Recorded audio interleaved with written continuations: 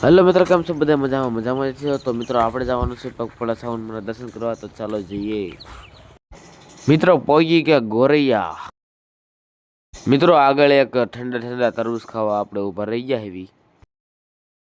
તો આપણે આગળ જમવા ઊભા રહી ગયા હેવી, તો ચાલો જમી લઈએ.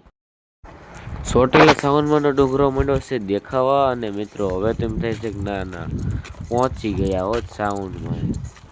ફાઇનલી મિત્રો ચોટીલા 2 કિલોમીટર બાકી રહ્યું છે, અને મિત્રો આપણને ઠાક જેવો કાંઈ નામો નિશાનો છે જ નહીં.